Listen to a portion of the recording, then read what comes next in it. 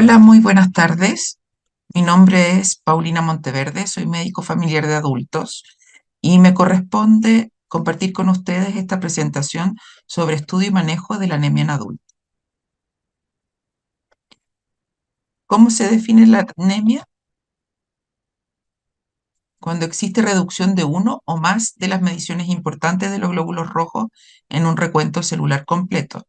Esto es en el hematocrito, la hemoglobina o el recuento de glóbulos rojos.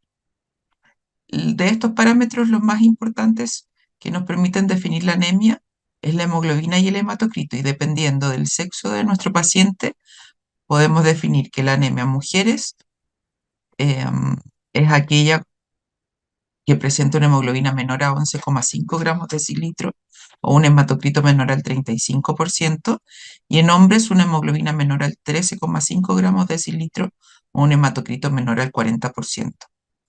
Pueden existir variaciones de estos valores normales en algunas poblaciones, en algunos grupos de pacientes. Pueden estar disminuidos cuando hay pacientes que realizan actividad física intensa, y esto por un efecto dilucional y también de hemólisis. El embarazo también tiene este efecto dilucional, y en los adultos mayores también pueden existir valores disminuidos. Valores elevados pueden existir en pacientes que fuman, en pacientes que estén cursando enfermedades como vómitos, diarrea o en grandes quemados. Y en estos casos, la anemia puede aparecer recién después de reponer volumen. También existen valores elevados en aquellos pacientes que están expuestos a gran altura geográfica. ¿Qué otros parámetros son importantes? La BCM o el volumen corpuscular medio, que nos muestra el tamaño promedio de los glóbulos rojos y que permite clasificar las anemias según su tamaño. Y esto es muy importante, lo vamos a ver más adelante. La hemoglobina corpuscular media, que mide la cantidad promedio de hemoglobina en un solo glóbulo rojo, y está disminuida en las anemias por déficit de fierro y en las talasemias. Otros parámetros que nos entregan información es la CHCM, que es el promedio de concentración de hemoglobina por glóbulo rojo. Va a estar bajo, representando la hipocromía en el déficit de fierro, y alto, observado en la aglutinación o en la esferocitosis. El parámetro de RDW mide la variación del tamaño de los glóbulos rojos y está elevado cuando existe gran variación, por ejemplo, en el déficit de fierro, déficit de vitamina B12 y déficit de ácido fólico. Y está bajo porque existe poca variación en la anemia de enfermedades crónicas, en las talasemias y en los síndromes mielodisplásicos. Los reticulocitos son un estadio previo a la forma madura de los glóbulos rojos. Existe una producción continua para reemplazar los glóbulos rojos eliminados de la circulación. Refleja la producción de glóbulos rojos, y en un paciente sin anemia, generalmente el 1 a 2% de los glóbulos rojos circulantes son reticulocitos. Versus en un paciente con anemia puede existir un aumento hasta de 5 veces del recuento reticulocitario, y esto refleja una respuesta normal de la médula ósea. ¿Cómo nos aproximamos al diagnóstico? Recolectando información de distintas partes, ¿cierto? De nuestra anamnesis, de los antecedentes mórbidos, del examen físico y del laboratorio. En la anamnesis próxima es importante descartar la existencia de pérdidas agudas, ya que aquí el desafío es encontrar la causa y tratarla para mantener y restaurar la perfusión tisular. Principalmente, las causas de estas pérdidas agudas son hemorragias digestivas o trastornos de coagulación. Una vez estabilizado el paciente, es importante evaluar y restablecer los niveles de fierro. La ferritina nos, nos otorga un valor real de las reservas de fierro versus la ferremia, que no es fidedigno, ya que fácilmente se ve alterado por transfusiones. Los síntomas de la anemia son producto de la baja disponibilidad de oxígeno, y va a depender de la velocidad y severidad de pérdida de estos glóbulos rojos la sintomatología. Esta va a aparecer según la existencia de cambios compensatorios. En la hemorragia aguda, la sintomatología es mayor cuando no alcanzan a existir estos cambios compensatorios. La hemoglobina o el hematocrito incluso puede estar normal y recién después de 36 a 48 horas pueden cambiar los valores. Por ende, en esta hemorragia aguda, la severidad va a depender más de la sintomatología. Y en la anemia crónica sí existen estos mecanismos compensatorios que van a permitir entonces disminuir la sintomatología, existiendo sintomatología recién con valores muy bajos de hemoglobina. Cuando existe un hematocrito sobre el 30%, hay escasa sintomatología. Y los síntomas pueden ser muy variados: cefalea, tinnitus, disnea, desconcentración, palpitaciones, fatiga, náuseas y muchas veces asintomático. Siempre es importante recordar eh, pesquisar síntomas sobre déficit de B12 que se expresen como síntomas neurológicos, ya que dependiendo de la existencia de estos síntomas, va a ser el apuro con que debamos sustituir o suplementar este déficit de B12. En atención primaria, ¿qué debemos buscar en nuestra historia clínica sospechando un paciente con anemia? La existencia o no de hemorragias gastrointestinales o menstruaciones abundantes pensando en un déficit de fierro. Cambio en tránsito intestinal pensando en neoplasias o también en mala absorción o enfermedades inflamatorias intestinales. Lo mismo, buscar cambios de peso. Intentar poder definir la ingesta alimentaria de nuestro paciente. La existencia de pica, la existencia de aspirina o de antiinflamatorios no esteroidales, ya que estos otorgan mayor riesgo de sangrado. En las mujeres, la historia obstétrica, evaluando el número de gestaciones, la existencia o no de abortos y de embarazos con o sin anemia previa, ya que no es poco habitual encontrar mujeres cuyo último chequeo fue en el parto y a veces llegan arrastrando anemia de varios años de evolución. Buscar sintomatología sugerente de enfermedades crónicas, sintomatología neurológica pensando en el déficit de B12 o sintomatología de malabsorción pensando en déficit de vitamina. En la anamnesis mórbida y en los antecedentes familiares también debemos buscar la historia de anemia crónica, tratada o sin tratamiento, o en aquellos pacientes tratados pero que no han tenido respuesta. La historia de cirugía, principalmente gástrica, la historia de anemia familiar buscando hemólisis o anemia microcítica y episodios de ictericia con cuadros agudos, sospechando en anemia hemolítica. Al examen físico, debemos recordar que recién vamos a encontrar pacientes con taquicardia cuando tengan hemoglobinas menores a 7,5 gramos decilitro. O sea, muchas veces no la vamos a encontrar. La palidez de piel y mucosa que tanto buscamos en nuestra exploración física, eh, muchas veces podemos encontrarla o subjetivamente pensar que existe, pero es irrelevante para determinar la severidad. Debemos buscar en la exploración física la existencia o no de ictericia, de queilitis, de glositis, de petequias, de equimosis. Podemos encontrar soplos sistólicos leves y siempre tratar de evaluar la hepatoesplenomegalia y la existencia o no de linfadenopatía. Dependiendo de nuestra historia clínica, en el laboratorio van a ir surgiendo cosas, ¿cierto?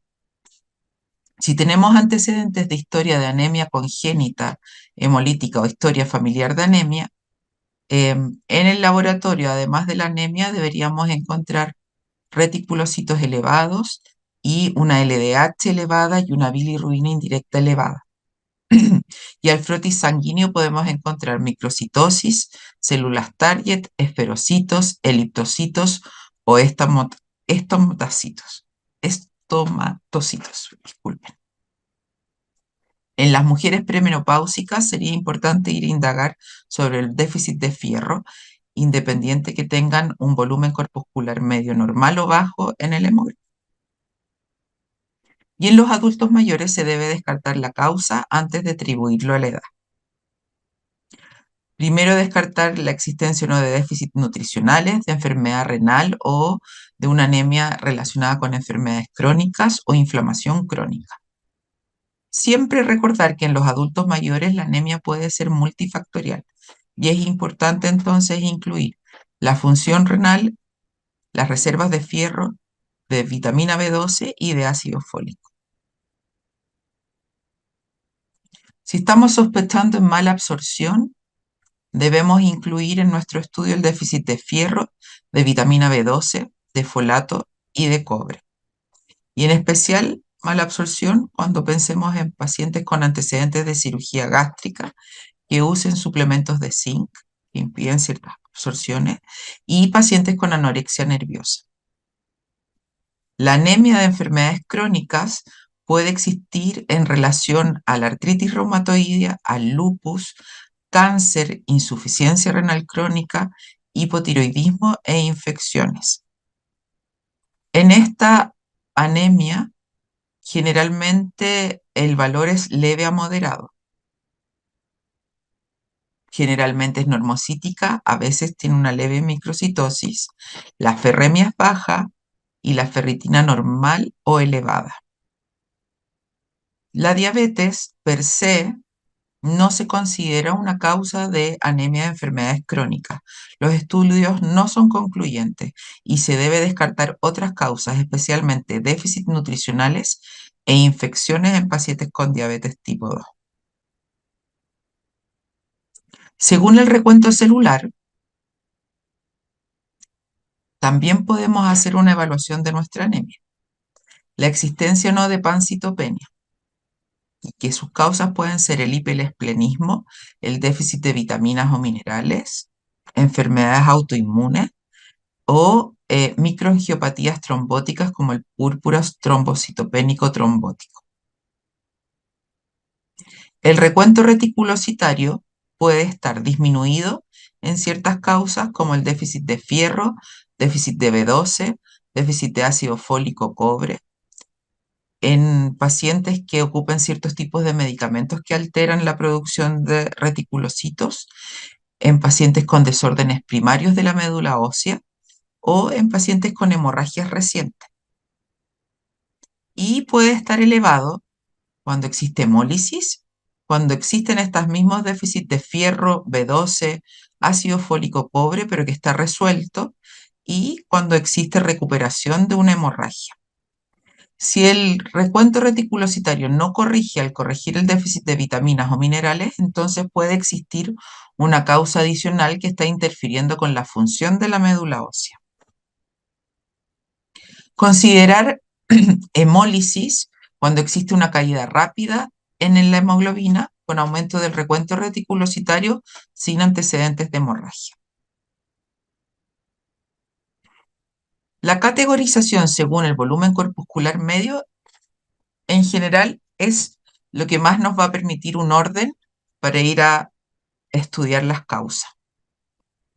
En este diagrama vemos que dividimos los tipos de anemias en tres: la microcítica cuando el volumen corpuscular medio es menor a 80, la normocítica cuando es entre 80 y 100 y la macrocítica cuando es mayor a 100, macrocítica o megaloplástica. Las microcíticas, las causas más frecuentes son el déficit de fierro, la talasemia y la anemia de enfermedades crónicas. Para todos los pacientes, como dice aquí, uno debe tener estudio de fierro. Y aquí volvemos a dividir nuestros pacientes con microcitosis con la existencia del estudio adicional de la ferritina. Si la ferritina está baja, nos confirma de que la anemia es por déficit de fierro y por ende debemos repletar las reservas de fierro. Pero si la ferritina está baja, lo más posible es que este paciente tenga una talasemia. En, en el grupo de las anemias normocíticas con un volumen corpuscular medio entre 80 y 100, las causas más frecuentes son el déficit de fierro, el déficit de vitamina B12 o de ácido fólico, la anemia de enfermedades crónicas, aquella anemia inducida por fármacos, las infecciones, la enfermedad hepática, el uso de alcohol crónico, la hemólisis y el hipotiroidismo. Aquí, ¿qué es importante considerar? El recuento reticulocitario, la función renal y la función hepática. Si no se encuentra la causa con este estudio básico, una de las recomendaciones es derivar. Y frente a un volumen corpuscular medio mayor a 100, o sea, con macrocitosis, las causas frecuentes son el déficit de vitamina B12 o folato, inducidas por fármacos también pueden ser enfermedad hepática, alcoholismo, hipotiroidismo y síndrome mielodisplásico. Sí debemos estudiar al menos con vitamina B12, ácido fólico y hormona de la tiroides. Sobre la anemia microcítica que lo vimos recién, las causas más frecuentes son el déficit de fierro, y esto principalmente por la baja ingesta dietaria, por la absorción inadecuada, por la pérdida excesiva de sangre. A veces la anemia leve es casi asintomática y en mujeres en edad fértil pueden presentarse con fatiga, cefalea o parestesias, pero esto generalmente tiene poca correlación con la severidad de la anemia. Al examen físico podemos encontrar glositis atrófica, keilitis, y en el laboratorio la ferritina, que son los depósitos de fierro como lo habíamos visto antes, está baja. La ferremia está disminuida, existe aumento de la transferrina y disminución de la saturación de la transferrina a menos del 16%. Y en el frotis sanguíneo podemos encontrar anisocitosis, microcitosis con hemoglobina menor a 9 gramos por decilitros e hipocromía. Lo primero que aparece es la anisocitosis. La anemia microcítica por talasemia, las características son la microcitosis más la hipocromía. Generalmente es asintomático y tienen antecedentes de anemia sin respuesta a suplementación de fierro. Al examen físico muchas veces no hay mucho y en el frotis podemos encontrar células target, poiquilocitos, microcitosis y anisocitosis. El volumen corpuscular medio en la talasemia es muy bajo, menor a 70. Otras causas de anemia microcítica son las enfermedades crónicas, que normalmente es una anemia normocítica normocrómica, pero puede imitar la anemia por déficit de fierro presentándose como microcítica. El volumen corpuscular medio generalmente es mayor a 70 y a diferencia la transferrina está disminuida y el porcentaje de saturación de transferrina es mayor a la anemia por déficit de fierro. Otra anemia microcítica que es menos frecuente es la de anemia sideroblástica, que puede ser primaria o secundaria. Primaria como una etapa preleucémica o una variación congénita y secundaria a enfermedades inflamatorias como la artritis reumatoidea, la poliarteritis, enfermedades por mala absorción, alcoholismo crónico, cáncer o porfiria. Al examen físico no hay esplenomegalia. Al frotis puede haber microcitosis, que es lo más frecuente, y también se puede presentar normocitosis, macrocitosis o dismorfia. La anisocitosis y la poicolicitosis también puede existir. A diferencia de las otras anemias microcíticas, el fierro sérico está elevado y la saturación de transferrina también está elevada. Acá hay un caso clínico que es una mujer de 32 años, madre de 2 hijos, de 1 y 3 años, y consulta por cansancio, alopecia e hipersomnia. Al examen físico encontramos palidez del lecho unguial y mucosas. Y en la revisión por sistemas, irregularidad menstrual e hipermenorrea. Su laboratorio es el siguiente: una hemoglobina de 8 gramos por decilitro, un hematocrito de 24%, un volumen corpuscular medio de 59, una CHCM de 17,8 y leucocitos y plaquetas en rangos normales. Y el frotis sanguíneo, microcitosis y anisocitosis. Se me escapó este cuadradito, pero bueno, los exámenes importantes a solicitar va a ser la cinética de fierro, la ferritina y la hormona de la tiroides. ¿Por qué la TSH? Por sus síntomas, por su irregularidad menstrual.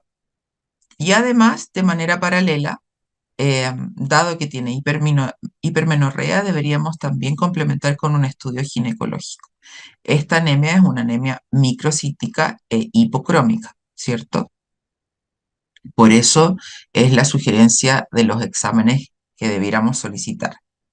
Distinto es este caso clínico 2, una mujer de 22 años que consulta por un control de anemia desde la infancia. Asiste a control asintomática. Al examen físico, mucosas nada especial y no hay hepatoesplenomegalia ni linfadenopatías.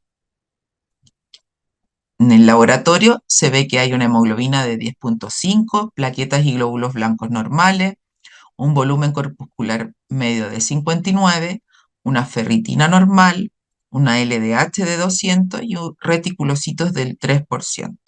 Al frotis sanguíneo existe anisocitosis. Entonces, esta paciente también tiene una anemia microcítica, ¿cierto? Pero con un nivel de ferritina normal, que nos hace sospechar que la anemia microcítica con ferritina normal pueda corresponder a una talasemia. Un tercer caso clínico que me interesa que lo tengan también presente es un hombre de 48 años que viene, su motivo de consulta es un chequeo de salud. El último o el anterior fue hace 30 años. También no es poco frecuente, lamentablemente, que lleguen después de tanto tiempo a hacerse un chequeo. Viene asintomático. A la revisión por sistemas destaca que existe rectorragia por hemorroides. Dentro de sus hábitos no bebe, pero fuma aproximadamente 10 paquetes al año. Antecedentes familiares no tiene y tiene una hemoglobina de 13, glóbulos blancos y plaquetas normales, un volumen corpuscular medio de 77, reticulocitos de 3% y perfil bioquímico normal. ¿Por qué les pongo este caso? Porque es muy importante recordar que tenemos que hacer screening también de pacientes y en este caso que tiene una leve anemia microcítica, debemos estudiar sí o sí su cinética de fierro y además agregar una endoscopía y una colonoscopía por el riesgo de que existan, independiente de que él ya tiene el antecedente de esta rectorragia por hemorroides, que no se esté escondiendo otra cosa más importante. Eso principalmente con las anemias microcíticas. Sobre las anemias macrocíticas, o sea, con un volumen corpuscular medio mayor a 100. Las causas de estas anemias megaloblásticas generalmente son por déficit de vitamina B12, por un problema de mala absorción o también la existencia de la anemia perniciosa. Puede existir por déficit de folato, por déficit de cobre, la existencia de un síndrome mielodisplásico, la anemia plástica o uso de fármacos. La enfermedad hepática, el exceso de consumo de alcohol y el hipotiroidismo también nos pueden dar anemias macrocíticas. Puede existir además reticulocitosis en la anemia hemolítica. También puede existir reticulocitosis cuando existe recuperación de hemorragias o recuperación de la supresión de la médula ósea. Y esto puede existir cuando existe un consumo excesivo de alcohol. En un paciente hombre de 62 años de edad con antecedentes de alcoholismo crónico, que está consultando por un síndrome anémico, en este caso clínico 4, al examen físico encontramos un tinte ictérico en conjuntiva escleral, hepatomegalia y estigmas de cirrosis. El laboratorio nos muestra una hemoglobina de 9,5 gramos por decilitro, un volumen corpuscular medio de 112, un RDW de 15, leucocitos normales y plaquetas de 120.000. Siempre recordar que en un paciente así, con antecedentes de alcoholismo crónico, esta anemia puede ser multifactorial. Y además de solicitar los niveles de vitamina B12, que va a ser lo primero que vamos a sospechar, debemos evaluar la cinética de fierro, el ácido fólico y en este paciente que ya tiene estigmas de cirrosis, idealmente poder evaluar con una endoscopía digestiva alta si existen varices esofágicas y algún sangrado activo.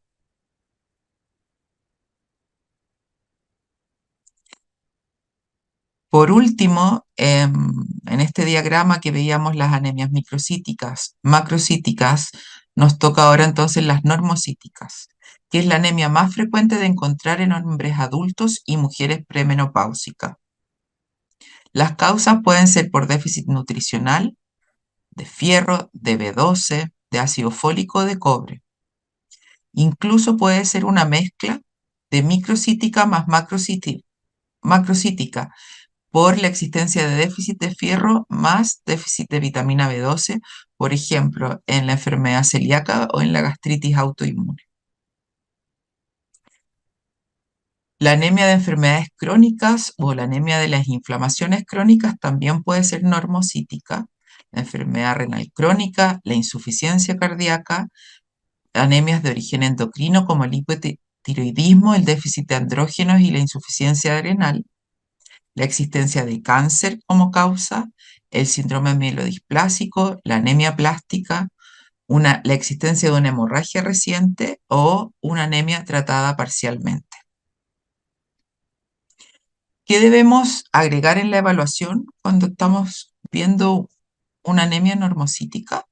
El recuento reticulocitario, la función renal, la función hepática, la cinética de fierro, la ferritina y el laboratorio de hemólisis para poder ir orientando.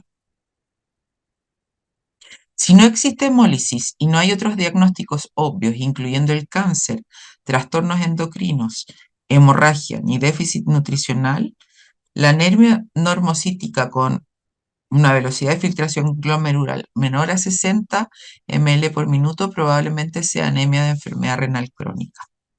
En adultos mayores, estudiar siempre la posibilidad de la existencia de otro tipo de patologías como gamapatías monoclonales, citopenias clonales, deficiencia de andrógenos y por ende también es importante hacer una evaluación de la médula ósea. En estos casos, estos pacientes debieran ser derivados si no se encuentra la causa.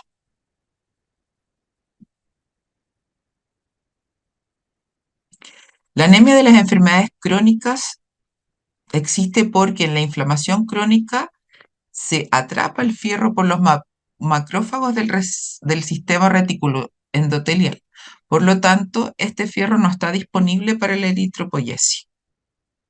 Generalmente la anemia de enfermedades crónicas es una anemia moderada. La ferremia y la capacidad de unión a fierro están disminuidos. Al frotis se puede presentar normocitosis y también a veces hipocromía y microcitosis, que fue lo que habíamos comentado antes. El porcentaje de saturación de transferrina es menor al 17%, la ferritina está elevada, el recuento reticulocitario es bajo, porque no se pueden producir nuevos glóbulos rojos por esta eh, inexistencia de fierro, y el volumen corpuscular medio es mayor a 70, generalmente. La anemia normocítica también puede ser por una anemia hemolítica, hereditarias o adquiridas. Y en la clínica puede existir ictericia, la bilirrubina no conjugada elevada, puede existir esplenomegalia y en los casos de hemólisis severa existir fiebre, calofríos, dolor abdominal y hemoglobinuria. El recuento reticulocitario en estos casos está elevado y en el frotis puede ser glóbulos rojos normocíticos normocrómicos o también pueden existir esquistocitos y esferocitos. La anemia falciforme, que es un tipo de estas anemias, generalmente se da en la población afroamericana, es asintomática y el frotis generalmente es normal, pero pueden existir también células target. Las crisis existen con el estrés, principalmente de infecciones, y puede estar inducida por drogas, también por la quinidina, por la penicilina en altas dosis, por la metildopa. También existen anemias hemolíticas relacionadas a enfermedades autoinmunes. La anemia normocítica, cuya causa es la anemia plástica, muchas veces son idiopáticas o inducidas por drogas citotóxicas o por radioterapia. Pueden también existir como una reacción idiosincrática a drogas como el cloranfenicol, el oro o la carbamazepina. Puede existir secundaria infecciones virales como el virus hepatitis B, hepatitis C, el parvovirus, el HIV y el citomegalovirus. Generalmente es gradual el inicio y muchas veces los pacientes consultan por fatiga y sangramiento. No hay hepatoesplenomegalia, el frotis puede ser normocítico normocrónico y hay disminución de plaquetas. El recuento reticulocitario es cero y eh, muchas veces esto está acompañado de pancitopenia. La anemia normocítica también se puede ver en la insuficiencia renal y esto es porque existe disminución de la producción y de la sobrevida de los glóbulos rojos. Alfrotis es generalmente normocítica normocrónica y aparece con velocidades de filtración glomerular menor a 60 ml minutos. El hipotiroidismo presenta anemia leve normocítica normocrónica, existe déficit de fierro, a veces si es que secundario a este hipotiroidismo puede haber hipermenorrea y además en el hipotiroidismo existe un 10% de pacientes que pueden tener déficit de vitamina B12, no B2, es B12. El diagnóstico diferencial entonces de las anemias después de haber visto todas estas causas, mi principal recomendación es evaluar según el volumen corpuscular medio. En esta tabla salen divididos entonces nuevamente por microcítica, normocítica y macrocítica, con las causas más frecuentes,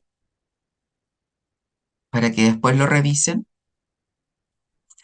Y eh, recordar que la evaluación según BCM también se puede agregar el RDW, que nos permitía ver la variación de los tamaños de los glóbulos rojos, ¿cierto?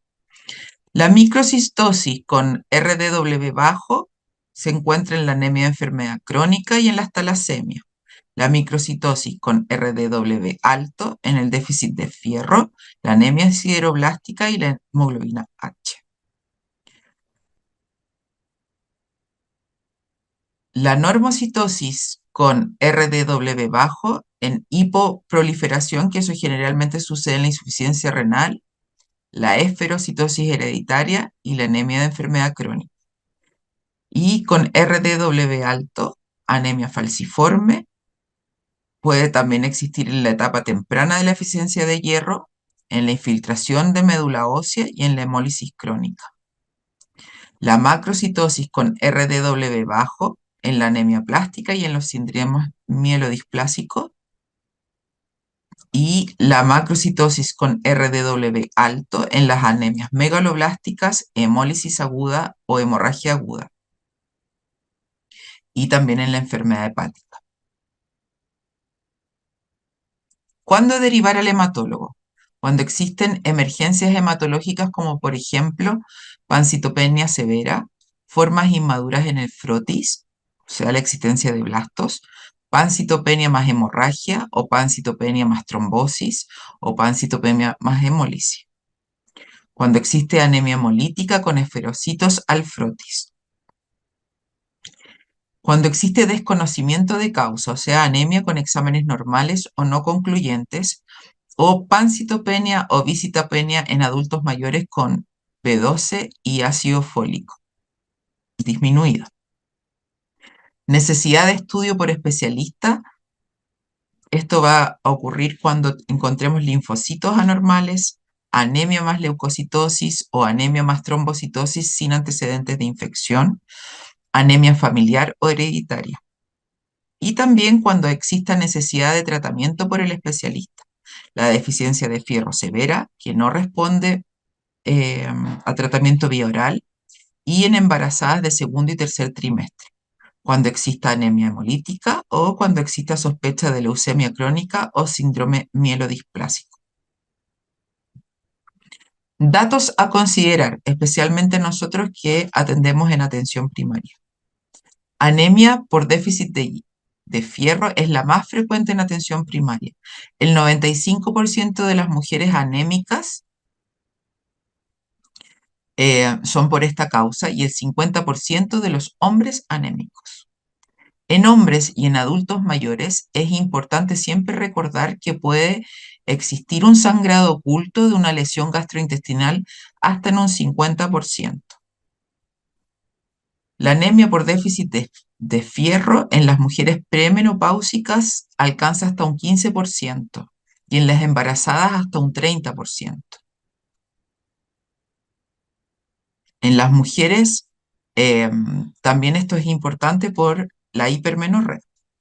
La deficiencia de fierro por mala absorción puede ser el primer síntoma de enfermedad celíaca. Eso también es algo importante a considerar. La anemia por déficit de vitamina B12 corresponde a un 10% de las causas, la anemia por enfermedad crónica un 5%, y en el adulto mayor existe déficit de vitaminas, siendo el mayor el ácido fólico hasta en un 15% y un déficit de vitamina B12 hasta en un 10%. Las recomendaciones prácticas es que en una primera evaluación definir el inicio agudo o crónico y definir la severidad para poder después seguir el estudio. En caso de ser aguda o severa, definir necesidad de hospitalización para estudio y o tratamiento transfusión. Manejo y estudio ambulatorio. Lo más práctico es caracterizar la anemia según el volumen corpuscular medio. En las microcíticas todos debiesen tener estudio de fierro al menos. En las normocíticas todos estudio con recuento reticulocitario, estudio de hemólisis, función renal y hepática. Y en las macrocíticas todos estudio de vitamina B12, ácido fólico y hormona de la tiroides. Recordar siempre la multifactorialidad, especialmente en adultos mayores, enfermedades crónicas y alcoholismo crónico. Sobre el tratamiento, nunca a ciegas, siempre estudiar la causa. Y en las próximas sesiones se tratarán a profundidad sobre el déficit de fierro y déficit de vitamina B12 y el manejo de estas condiciones. Eso. Muchas gracias por su atención. La bibliografía fue sacada del UpToDate, de los papers publicados en la American Academy of Family Physicians y del libro Primary Care Medicine, su 7ª edición.